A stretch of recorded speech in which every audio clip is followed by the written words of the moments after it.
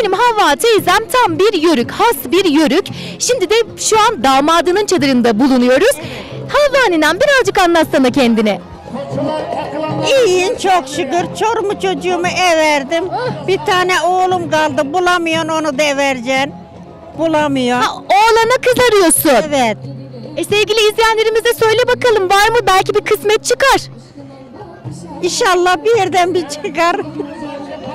Çıkar inşallah, bir nasibi çıkar bir yerde. Belki şenliklerden, şölenlerden bulursun Havva teyzeciğim. İnşallah öyle bir gezmiyor ki benim oğlan da. Gezmiyor mu? Sen bir gezdiriver gari. Gezdireyim bir, gezdireyim.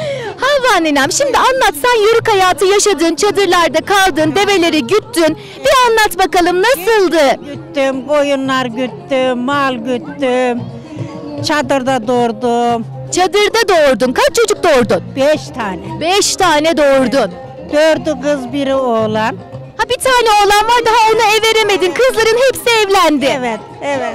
Hadi bakalım, darısı oğlanın başına. İnşallah, inşallah. Karpuzları kestiniz, köfteleri kızarttınız. Güzel güzel burada şenliğinizi yapıyorsunuz. Hepimize davet ettik, sağ olun. Allah razı olsun Havva nenem. Neler söylemek istersin izleyenlerimize?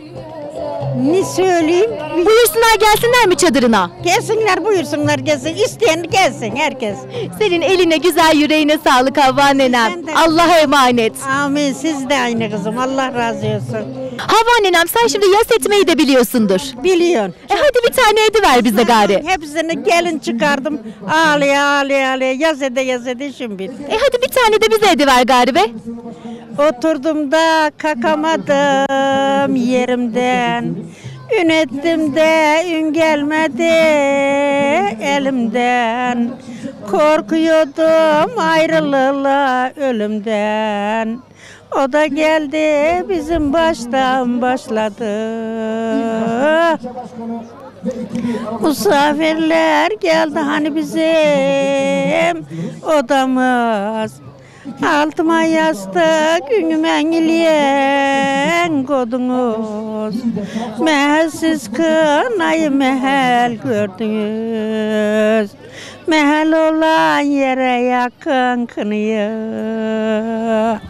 Gönül olan yere vurun davulu. Bir taş attım hastaneye tık dedi. Doktor çıktı senin baban yok dedi. Çocuklarımın babasının gelişinden bilirim. Uzun kollarını salışından bilirim. Yetti mi? Ağzına yüreğine sağlık. Yetmez mi nenem? Ağzına yüreğine sağlık.